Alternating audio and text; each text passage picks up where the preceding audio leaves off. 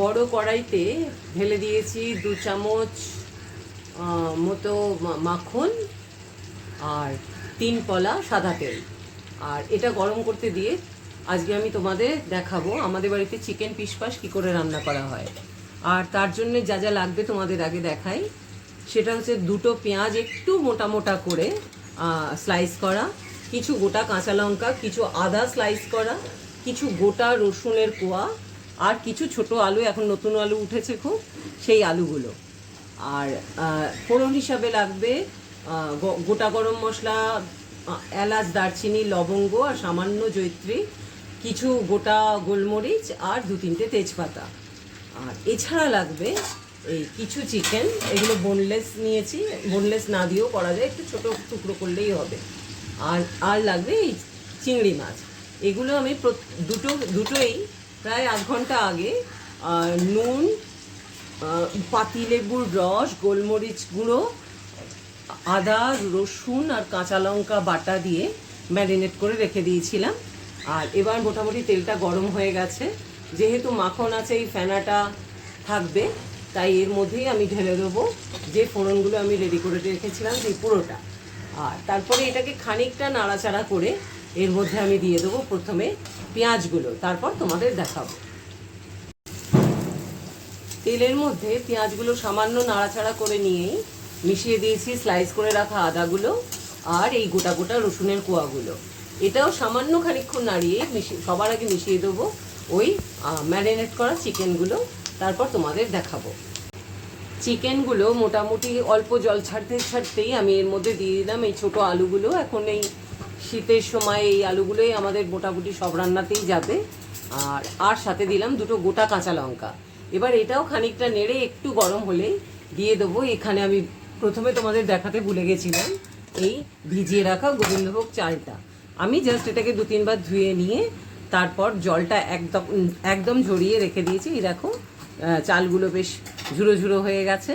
আর এই চালটা পুরোপুরি মিশিয়ে দেবো। আগে এটা খানিকটা নাড়াচাড়া করে নিয়ে তারপরে মিনিট 3-4 নাড়াচাড়া করে নেওয়ার পর আলু আর চিকেনগুলো মিশিয়ে দিলাম এই গোবিন্দভোগ, ভিজিয়ে রাখা গোবিন্দভোগ চালটা। এবার এর মধ্যে দেব পরিমাণ মতো জল, আর সেই জলটা ফুটতে দেব। ফুটবার পর আমি গ্যাস এই কড়াইটা ঢাকা দিয়ে রাখবো, তারপর তোমাদের দেখাবো। আমার এই ঘটিটার মাপের 1.5 ঘটি মতো জল আমি এই পিসপাসের মধ্যে ঢেলে দিয়েছিলাম। খুব ভালো হয় গরম জল দিলে, কিন্তু সমস্যা একটাই, আমি বড্ড ভুলে যাই ঠিক সময় জলটা গরম করতে। একেবারে শেষ মুহূর্তে মনে পড়ে জলটা গরম করা হয়নি, তাই জলটা ঠান্ডাই দিয়েছি, তোমরা গরম জল দিও। এবার এই যে চিংড়ি মাছটা ম্যারিনেট করে রেখেছিলাম, এই জলটা পুরোপুরি ফুটবার পর এই চিংড়ি মাছটা এর মধ্যে ঢেলে দেব। আর জল এখন এই কড়াইয়ের আঁচ এখন এরকম ফুলই থাকবে, কারণ নয়তো ভাতটা গলে যাওয়ার আশঙ্কা থাকে। আর এই চিংড়ি মাছটাও এর মধ্যে দিয়ে দিলাম। আর বলতে খেয়াল নেই, সেটা হচ্ছে আমি কিন্তু এখনও এর মধ্যে কোনো নুন বা চিনি মেশাইনি, যেটুকুই ম্যারিনেশনের জন্য চিংড়ি মাছ আর চিকেনে দিয়েছিলাম ওইটুকুই। এইবার আমি নুন আর চিনিটা চাখবো, আর তারপরে পুরোপুরি গ্যাসটা বাড়িয়ে রেখেই আমি ঢাকা দিয়ে সেদ্ধ করব এই আমার রান্নাটা। আঁচটা সম্পূর্ণ বাড়িয়ে রেখে যখন পুরোপুরি জলটা 90% প্রায় জলটা শুকিয়ে আসবে, তখন গ্যাসটা একেবারে কমিয়ে দিয়ে তার উপরে দিয়ে দিলাম কিছু গোটা কাঁচা লঙ্কা আর বেশ খানিকটা গাওয়া ঘি। এইবার আমি এই রান্নাটাকে পুরো ঢেকে দিয়ে এই দমে ফোটাবো প্রায় 5-7 মিনিট, আর তারপর 10-15 মিনিট স্ট্যান্ডিং টাইমে রেখে দেবো। তারপর তোমাদের দেখাবো রান্নাটা কীরকম দেখতে হলো। একেবারে আঁচটা কমিয়ে ঘড়ি ধরে পুরো 10 মিনিট আমি এই রান্নাটা দমে দিয়ে রেখেছিলাম। তারপরে কোনো নাড়ানাড়ি না করেই গ্যাসটা বন্ধ করে দিয়ে এই 10 মিনিট মতো স্ট্যান্ডিং টাইমে রেখে এখন এই ঢাকনাটা খুলে তোমাদের দেখাচ্ছি। এই দেখো রান্নাটা এরকম দেখতে হয়েছে, পুরোপুরি সেদ্ধ হয়ে গেছে সব কিছু। আর এই রান্নাটা যারা করে তারা জানে এত সুন্দর খেতে হয়। আমি এই রান্নাটা অ্যাকচুয়ালি একটা ফেসবুকে একটা পোস্ট দেখে শিখেছিলাম, কোথায় আমার ঠিক মনে নেই।